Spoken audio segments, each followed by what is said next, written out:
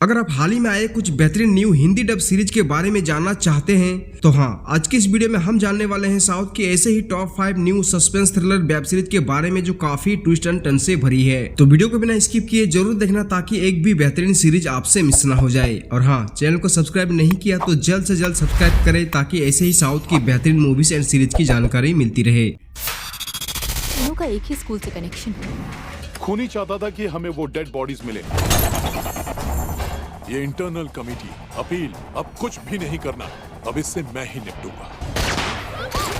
अब तो तू गया। तो नंबर 5 पर है 7 out of 10 highest IMDb ratings के साथ 2022 की Tamil crime thriller series Irai, जिसके लीड में है आर शरद कुमार। ये कहानी दो टाइमलाइन में चलती है। 1980 के दशक में जहां पर अशोक कुमार कोडाईकनाल में बाल वेश्यावृत्ति का गैर कानूनी धंधा चलाता है और अपनी राजनीतिक ताकत के कारण वो कानून से बच निकलता है। और दूसरी 2019 में जहाँ पर एक पुलिस अधिकारी रॉबर्ट वासुदेवन एक मंत्री के हाई प्रोफाइल अपहरण की जाँच करता है, लेकिन इस जाँच के दौरान रॉबर्ट का पुराना दर्द, खासकर उसकी बहन के अपहरण की यादें उसे परेशान करती है। अब आगे ये जांच कैसे उसे अपने अतीत के काले सच तक ले जाती है वो आप सीरीज में देख सकते हो। दोस्तों, कहानी में ट्विस्ट और टर्न की भरमार है जो आपको एंड तक बांधे रखती है। कोडाईकनाल की ब्यूटीफुल लोकेशन जो कहानी को और अट्रैक्टिव बनाती है। हालांकि कुछ जगहों पर कहानी का प्रभाव थोड़ा धीमा सा लग सकता है, लेकिन इसका सस्पेंस देखने लायक बनाता है और खासकर आर शरद कुमार के फैंस। इसके टोटल 6 एपिसोड्स हैं जो लगभग 40 से 45 मिनट के आसपास है और आप इसे हिंदी में कोडाई डायरीज के नाम से अल्ट्रा प्ले पर देख सकते हो। एक ऐसी हॉरर राइड जो दिल्ली की हॉस्टल की डरावनी गलियों से होते हुए सीधे आपके दिल में खौफ भर दे।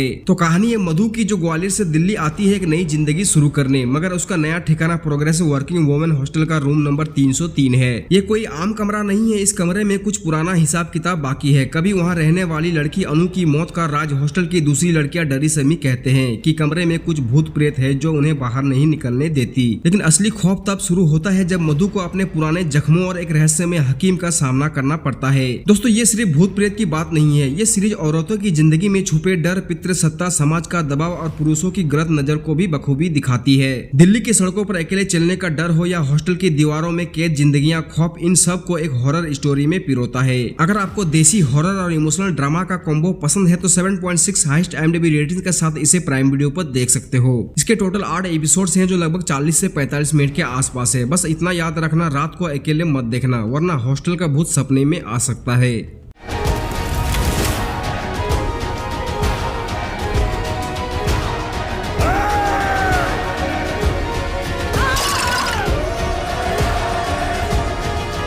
नंबर 3 पर है 7.1 हाईएस्ट IMDb रेटिंग्स के साथ 2024 की Bengali suspense drama survival thriller series tiny, जिसके लीड में है मिमी चक्रवर्ती और विश्वजीत दास। यह सीरीज डाइम प्रथा जैसे मुद्दों पर सवाल उठाती है। एक सस्पेंस से भरा सर्वाइवल ड्रामा है जो ग्रामीण बंगाल की बैकग्राउंड में डाइन हत्या जैसे सामाजिक मुद्दे पर बेस्ड है। तो कहानी दो बहनों पाता और लाता के इर्द गिर्द घूमती है जो लंबे समय से एक दूसरे से अलग है। एक दिन पाता अपनी खानदानी संपत्ति का मसला सुलझाने के लिए गाँव जाती है, लेकिन वहाँ जाने के बाद उसे पता चलता है कि उसकी बहन लाता को गाँव वालों ने डायन करार देकर जलाने की तैयारी कर ली है। इसके बाद शुरू होती है खतरनाक जंग जहां पाता अपनी बहन को बचाने के लिए अंधविश्वास और भ्रष्टाचार से भरे समाज से लड़ती है। दोस्तों, ये एक एक्साइटिंग और इमोशनल रूप से इंप्रेसिव सीरीज है जो मिमी चक्रवर्ती के शानदार एक्टिंग और सोशल मैसेज के दम पर खड़ी है। हालांकि कुछ जगहों पर ये और बेहतर हो सकती थी, फिर भी एक बार देखने लायक तो है। अगर आपको सस्पेंस ड्रामा और सोशल इश्यूज पर बेस्ड कहानियां पसंद है तो डायनी आपके लिए एक अच्छा ऑप्शन हो सकता है। इसके टोटल 6 एपिसोड है जो लगभग 20 से 25 मिनट के आसपास है और आप इसे होई चोय पर इंग्लिश सबटाइटल के साथ देख सकते हो।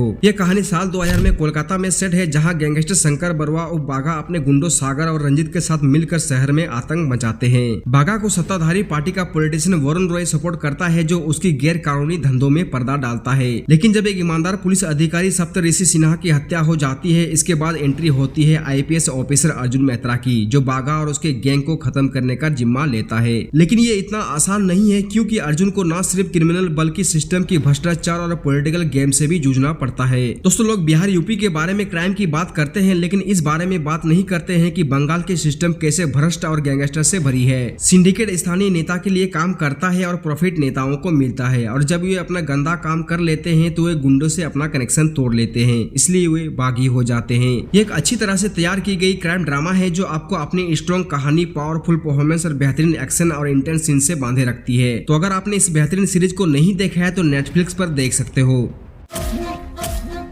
क्या हुआ शिवा? मर्डर। वाला टारगेट कौन है ये हमें पता ही नहीं।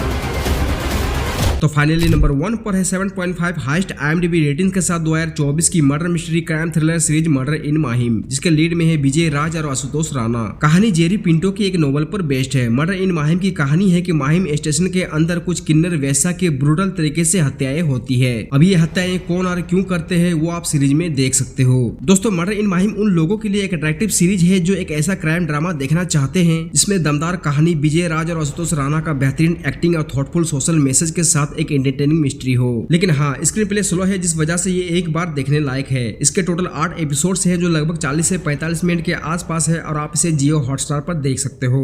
तो आपको इनमें से कौन सी सीरीज अच्छी लगी कमेंट करके जरूर बताना। एंड वीडियो अच्छा लगा हो लाइक डिसलाइक जो सही लगे दे के जाना। चलो चलते हैं, फिर मिलते हैं अगले वीडियो में। बाय।